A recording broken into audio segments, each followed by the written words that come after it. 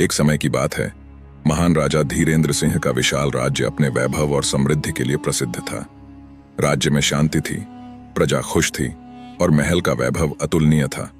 लेकिन राजा की एक गुप्त इच्छा थी, जिसे पूरा करने के लिए उन्होंने एक ऐसा महल बनवाया जिसके बारे में ना तो प्रजा जानती थी और ना ही उनकी रानी। यह महल घने जंगल के बीचों बीच स्थित था, जहां तक पहुंचने का रास्ता केवल राजा और उनके सबसे वफादार सेवकों को पता था। इसे इस तरह से बनाया गया था कि कोई भी बाहरी व्यक्ति ना इसे देख सके और ना ही इसकी मौजूदगी का अंदाजा लगा सके। महल के चारों ओर ऊंचे ऊंचे पेड़ और घना जंगल इसे छिपाए रखते थे।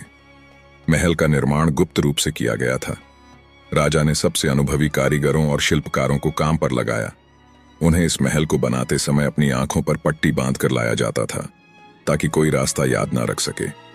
काम खत्म होते ही इन कारीगरों को राज्य के दूर दराज के क्षेत्रों में भेज दिया गया। यह महल राजा की विलासिता का चरम रूप था। यहां संगमरमर के फर्श, सोने और चांदी से बने फर्नीचर और दीवारों पर रत्न जड़े हुए थे। हर कोने में ऐसी सजावट थी जो राजा की श्रेष्ठता को दर्शाती थी। महल में एक विशाल हॉल था, जहां राजा की सभी इच्छाएं पूरी होती थीं। राजा ने यह महल अपनी निजी इच्छाओं और वासनाओं को पूरा करने के लिए बनवाया था। यहां उनके लिए हर महीने नई नई सुंदरियां लाई जाती थीं, जिनका चयन गुप्त रूप से किया जाता था। राजा इसे अपने स्वर्ग के रूप में देखते थे, जहां उन्हें कोई सवाल करने वाला ना हो।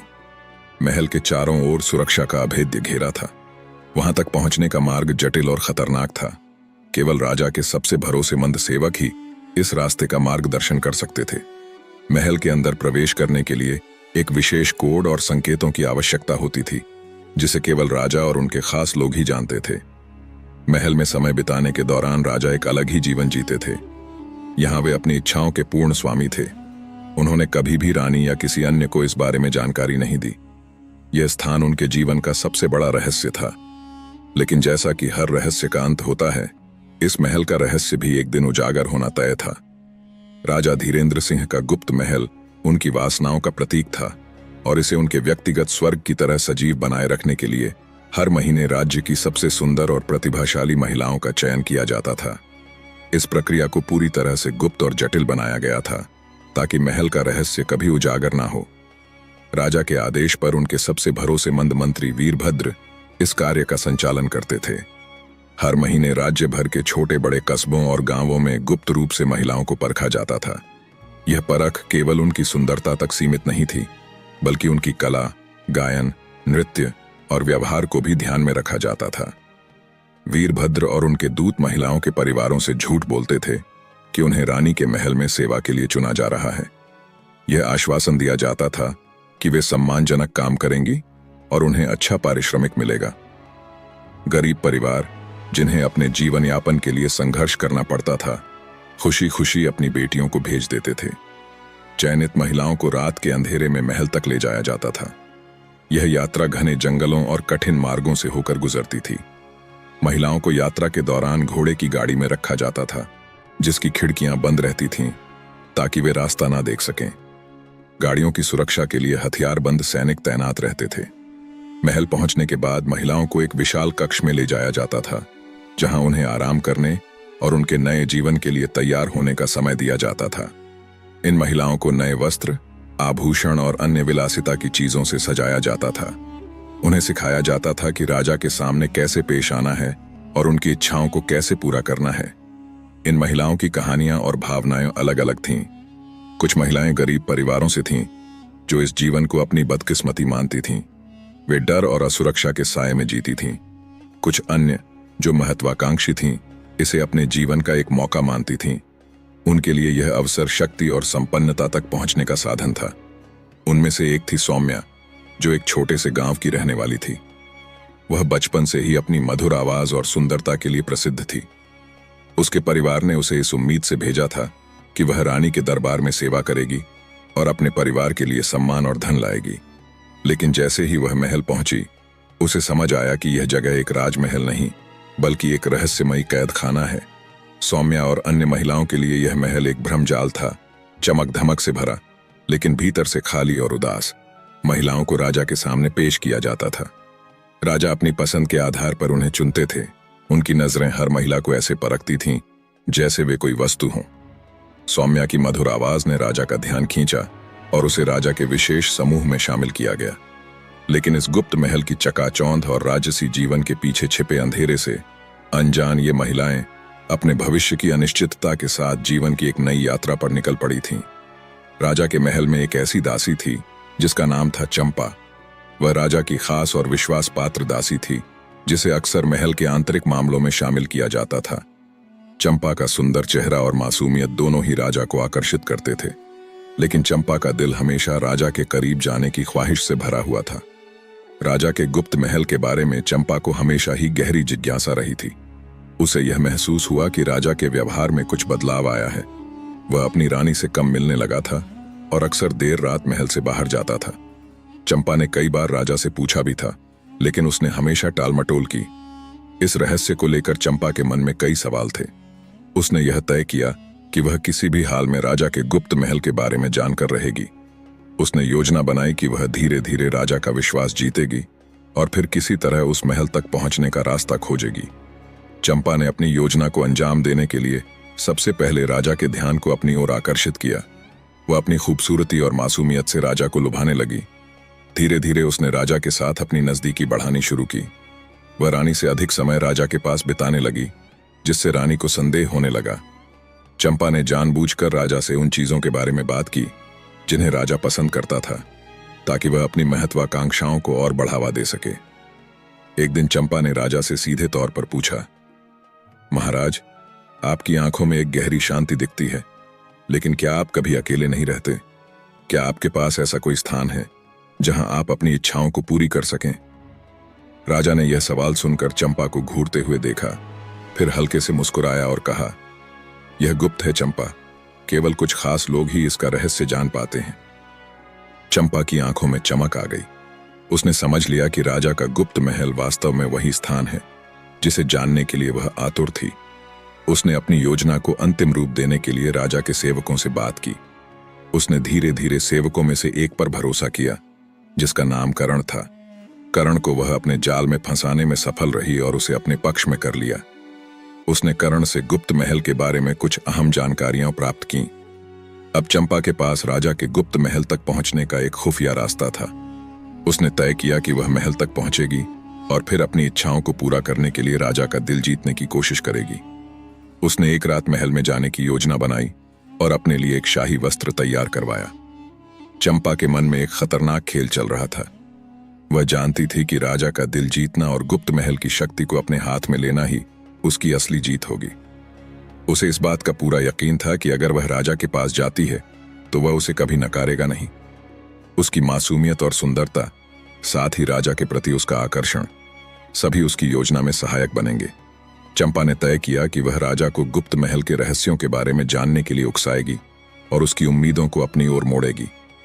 राजमहल में हर दिन शांति का माहौल रहता था, लेकिन रानी प्राची देवी के मन में धीरे धीरे एक अजीब सी घबराहट और संदेह घर करने लगा था। राजा धीरेंद्र सिंह के व्यवहार में हाल ही में कुछ ऐसा था जो उसे सामान्य नहीं लगता था। राजा, जो पहले अधिकतर समय रानी के साथ बिताकर खुश रहता था, अब अक्सर अकेला रहता था।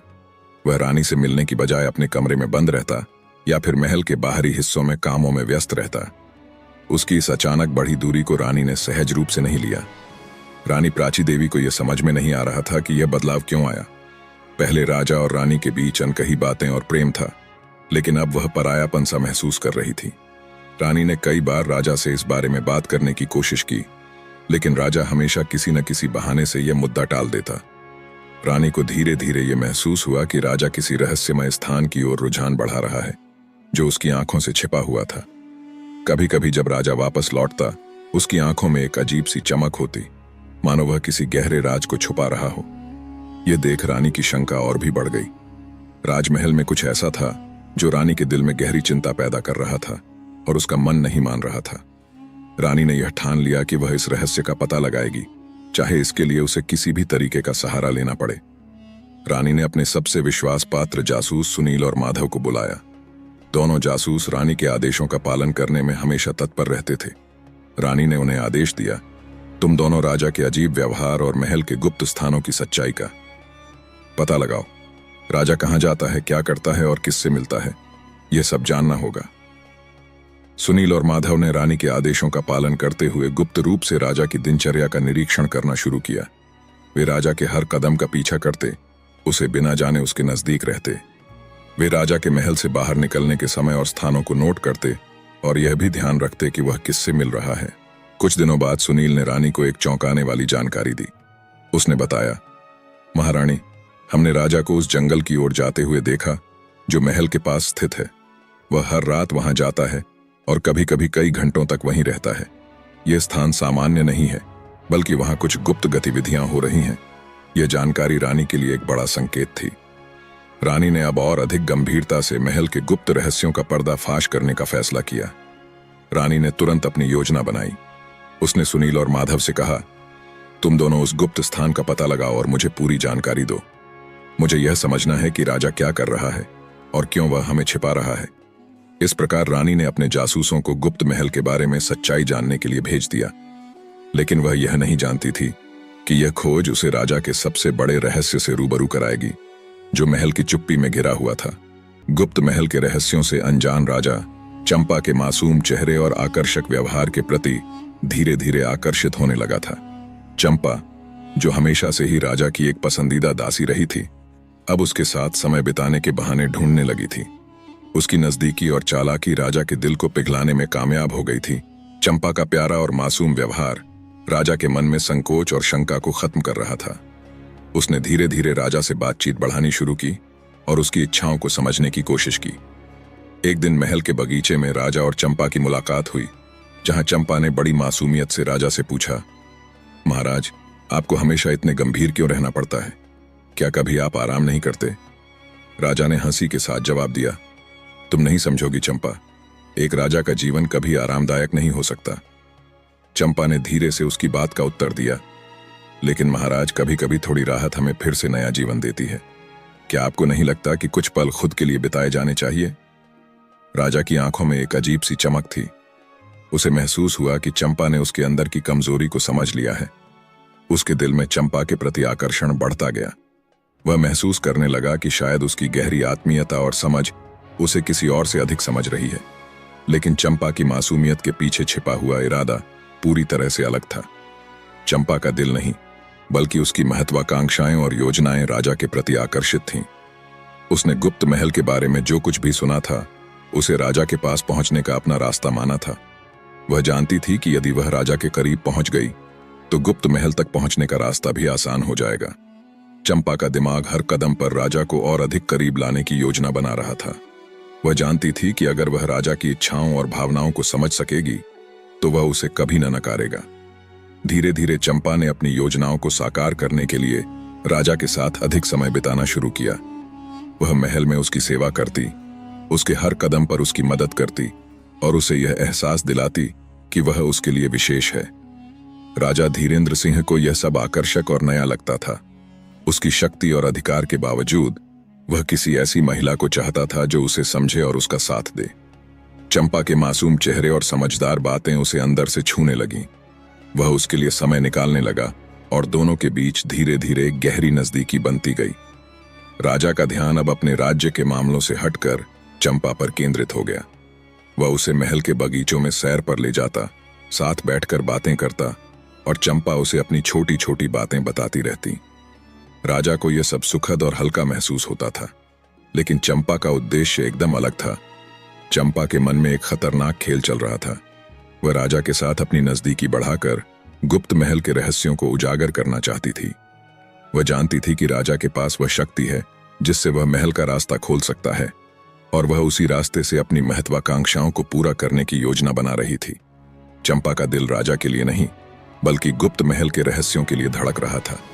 उसने राजा की कमजोरियों का लाभ उठाने का निर्णय लिया ताकि वह अपने स्वार्थ को पूरा कर सके। वह इस बात से बेखबर थी कि उसकी साजिश आखिरकार उसकी अपनी मुसीबत का कारण बनेगी। रानी प्राची देवी के दिल में अब कोई संदेह नहीं था। वह जान चुकी थी कि राजा धीरेंद्र सिंह के दिल में कोई गहरी बात छिपी हुई है। रानी के जासूसों ने गुप्त महल के बारे में सारी जानकारी इकट्ठा कर ली थी। राजा के हर कदम को ट्रैक किया गया था और अब रानी को गुप्त महल तक पहुंचने का रास्ता मिल चुका था। रानी ने मन ही मन ठान लिया कि अब वह इस रहस्य को उजागर करेगी। उसने अपने जासूसों के साथ पूरी योजना बनाई और राजा के हर कदम पर उसकी मदद करने की कोशिश की। राजा धीरेंद्र सिंह को यह सब सुखद और हल्का महसूस होता था, लेकिन चंपा के मासूम चेहरे और समझदार बातें उसे अंदर से छूने लगीं। वह महसूस करने लगा कि राजा की इच्छाएं और भावनाएं उसे किसी और से अधिक समझ रही है। और तय किया कि वह खुद गुप्त महल तक जाएगी। एक रात जब महल में सभी लोग सो रहे थे, रानी ने चुपके से महल से बाहर निकलने का निर्णय लिया। उसने अपने साथ एक गुप्त दस्ते को भेजा ताकि वे किसी भी संकट की स्थिति में उसकी मदद कर सकें। राजमहल से बाहर निकलते ही रानी ने सबसे पहले उस जंगल का रुख किया जहां राजा का गुप्त महल स्थित था। जासूसों की मदद से वह उस गुप्त रास्ते तक पहुंच गई जो सीधे महल तक जाता था। रानी का दिल धड़क रहा था, लेकिन उसकी आंखों में दृढ़ संकल्प था। उसने पूरी तरह से ठान लिया था कि अब वह राजा के रहस्य का पर्दाफाश करेगी। गुप्त महल में प्रवेश करने के बाद रानी को एक अद्भुत दृश्य दिखाई दिया। महल के अंदर सब कुछ भव्य और रहस्यमय था। हर कमरे में लालटेन की हल्की रोशनी, आकर्षक मूर्तियां और खूबसूरत सजावट थी। लेकिन रानी का ध्यान इस सबसे ज्यादा उस कमरे पर था जिसे वह सबसे पहले तलाश रही थी। वह कमरा जहां राजा अक्सर जाता था। रानी धीरे धीरे उस कमरे की ओर बढ़ी जहां राजा और चंपा की मुलाकातें होती थीं। रानी ने उस कमरे का दरवाजा धीरे से खोला और देखा राजा, जो अपनी पूरी इच्छाओं को पूरा करने के लिए इस महल में छिपा हुआ था, चंपा के साथ बातचीत कर रहा था। राजा और चंपा दोनों ने एक साथ बैठकर अपनी दुनिया की बातें की थीं, जबकि यह सब राजा के घर और राज्य से छिपा हुआ था। राजा की आंखों में एक अजीब सी चमक थी, जैसे वह पूरी तरह से बेखबर था कि उसके भीतर की बातें अब रानी तक पहुंच चुकी हैं। रानी ने दरवाजे से झांकते हुए यह दृश्य देखा और एक गहरी सांस ली। उसने कमरे में कदम रखा और पूरी दुनिया को चुप कर दिया। क्या यह वही महल है जहां राजा अपनी इच्छाओं को पूरा करने के लिए जाता है? रानी ने गुस्से से कहा। राजा और चंपा दोनों ने चौंक कर रानी को देखा। राजा का चेहरा सफेद पड़ गया था, जैसे उसने किसी खौफनाक सच का सामना किया हो। चंपा, जो पहले से ही राजा के पास जाने का रास्ता ढूंढ रही थी, अब पूरी तरह से फंसी हुई थी। महारानी, यह सब। राजा कुछ नहीं कह सका। उसकी आवाज कांप रही थी। रानी की आंखों में आक्रोश था, लेकिन उसका चेहरा गंभीर था। उसने कहा, तुमने हमें धोखा दिया राजा। क्या तुमने कभी सोचा था कि राजमहल में हमारी मेहनत और विश्वास को इस तरह तोड़ोगे? रानी के इस खुलासे ने पूरे राज्य में हड़कंप मचा दिया। राजा की प्रतिष्ठा को गहरा आघात पहुंचा और उसकी सच्चाई सामने आई। महल में राजकीय दरबार के लोग इकट्ठा हो गए और जनता में राजा के बारे में अफवाहें फैलने लगीं। राज्य की राजधानी में यह खबर जंगल में आग की तरह फैल गई। लोग हैरान थे कि उनका राजा, जो उन्हें एक आदर्श शासक लगता था, एक गुप्त महल में अपनी इच्छाओं को पूरा करने में लिप्त था। रानी के इस साहसिक कदम ने सबको चौंका दिया, लेकिन रानी ने जो किया वह सही था। राजा, जो हमेशा अपने अनुशासन और कड़े फैसलों के लिए जाना जाता था, अब खुद अपनी गलती के सामने लाचार था। वह समझ नहीं पा रहा था कि अब वह कैसे रानी और राज्य के सामने अपनी स्थिति को संभाले। चंपा, जो अब पूरी तरह से फंस चुकी थी, ने अपनी साजिश को स्वीकार कर लिया। उसने माना कि वह राजा के पास पहुंचने के लिए उसे अपने आकर्षण का शिकार बना रही थी। लेकिन राजा की गलती का सबसे बड़ा खामियाजा चंपा को ही भुगतना पड़ा। उसे तुरंत महल से बाहर कर दिया गया और राज्य से निष्कासित कर दिया गया। राजा और रानी के रिश्ते में जो दरार आई थी, वह अब बहुत बड़ी हो चुकी थी। राज्य में एक नई हवा का रुख था। राजा का राजकाज अब पहले जैसा नहीं रहा। राजा धीरेंद्र सिंह की दुनिया अब बिखरी हुई थी। उसके भीतर गहरी पीड़ा और पछतावा था, और यह महसूस हुआ कि उसने अपने राजकाज और परिवार के साथ जो विश्वासघात किया था, वह उसे सजा के रूप में मिल चुका था। गुप्त महल का रहस्य और चंपा की साजिश ने उसके जीवन को हिलाकर रख दिया था। राजा के मन में बहुत सी जद्दोजहद चल रही थी। वह अपने कर्मों पर पछता रहा था और यही सोच रहा था कि कैसे उसने अपने राज्य और रानी को धोखा दिया। रानी ने उसे उसके गहरे रहस्यों से उजागर कर दिया था और अब वह खुद को अकेला महसूस कर रहा था। क्या मैं फिर से राज्य की सेवा करने के काबिल रहूंगा? राजा ने खुद से सवाल किया। क्या अब मैं अपने राज्यवासियों का विश्वास वापस पा सकता हूं? रानी के सामने राजा का पछतावा साफ नजर आ रहा था। राजा ने धीरे धीरे अपने गुनाहों का एहसास किया। उसने रानी से कहा, मुझे सच में खेद है प्राची। मैंने जो किया वह गलत था। मैं जानता हूं कि तुम मुझसे नाराज हो, लेकिन मैं तुमसे बस एक और मौका चाहता हूं। मैं अपनी गलती सुधारने के लिए सब कुछ करूंगा। राजा की आंखों में आंसू थे। उसने अपने किए गए कर्मों की सजा का सामना करने का निर्णय लिया। वह जानता था कि उसे अपने राज्य और अपने लोगों के सामने खड़ा होना होगा और उनकी सेवा में अपना जीवन फिर से समर्पित करना होगा। रानी प्राची देवी का दिल शीतल था, लेकिन वह भी अपने स्वाभिमान और राजकीय कर्तव्यों को समझती थी। उसने राजा के पश्चाताप को देखा, लेकिन उसका भी दिल टूटा हुआ था। उसने राजा से कहा, तुम्हारा पश्चाताप मुझे दिखाई दे रहा है, लेकिन याद रखो कि मैं न केवल एक पत्नी हूं, बल्कि एक रानी भी हूं। हमारी जिम्मेदारी हमारे राज्यवासियों और हमारे देश के प्रति है। तुम्हारे द्वारा की गई गलती के बाद हम केवल एक ही रास्ते पर चल सकते हैं, उस मार्ग पर जहां विश्वास और सच्चाई सबसे ऊपर हो। रानी ने राजा को चेतावनी दी कि उसे अपने कर्मों के परिणाम भुगतने होंगे, और अगर वह फिर से सत्ता में बना रहना चाहता है तो उसे पूरी तरह से सुधार की दिशा में कदम बढ़ाने होंगे। अब चंपा की बारी थी। चंपा, जिसने अपने स्वार्थ के लिए राजा को धोखा दिया था, अब पूरी तरह से अपने कर्मों का सामना कर रही थी। उसकी साजिशों का पर्दाफाश हो चुका था और राज्य ने उसे बाहर कर दिया था। उसे महल से निष्कासित किया गया और उसने अपनी सारी उम्मीदें खो दी थीं। चंपा की साजिश अब रानी और राजा के समक्ष पूरी तरह से बेनकाब हो चुकी थी। वह कोई बड़ी सजा नहीं पाई, लेकिन उसके चेहरे पर अब कोई मुस्कान नहीं थी। राजा ने उसे राज्य से बाहर जाने का आदेश दिया और उसे चेतावनी दी कि अब वह कभी भी महल के पास न आए। महल में उन महिलाओं का क्या हुआ जिन्हें गुप्त महल में लाया गया था? राजा ने उनके जीवन को सुधारने का निश्चय किया। उसने फैसला लिया कि अब इन महिलाओं को उनके जीवन में एक नया मोड़ देगा। राजा ने उन्हें सम्मान और शिक्षा देने का वादा किया ताकि वे समाज में सम्मानजनक स्थान पा सकें। राजा ने राज्य में एक विशेष संस्था स्थापित की जो महिलाओं को शिक्षा, कौशल और आत्मनिर्भर बनने में मदद करती थी। गुप्त महल में लाई गई महिलाओं को अब न केवल एक नया जीवन मिला, बल्कि उन्हें अपनी पहचान और सम्मान भी मिला। राजा ने अपनी गलती से सीखा था कि किसी के व्यक्तिगत सुख के लिए दूसरों का शोषण करना गलत था। उसने अब राज्य की सेवा में खुद को समर्पित किया और लोगों को यह संदेश दिया कि सच्ची शक्ति आत्मसमर्पण और समाज की भलाई में है। कहानी का अंत एक नए आरंभ के रूप में हुआ। राजा और रानी के बीच का रिश्ता एक नई दिशा में बढ़ा। राजा ने अपना सारा ध्यान राज्य के कल्याण और सुधार पर लगाया। वह जानता था कि उसे अपने लोगों का विश्वास फिर से जीतने के लिए कठिन रास्ते पर चलना होगा। रानी ने भी उसकी सहायता की और दोनों ने मिलकर राज्य में शांति, समृद्धि और न्यायध का शासन स्थापित किया। चंपा की साजिश और राजा की गलती के बाद राज्य में एक नया युग शुरू हुआ, जहां सभी को सम्मान, प्रेम और सत्य के मार्ग पर चलने का अवसर मिला। इस प्रकार राजा ने अपनी गलती को सुधारा और रानी ने अपनी बुद्धिमानी और धैर्य से राज्य को एक नई दिशा दी।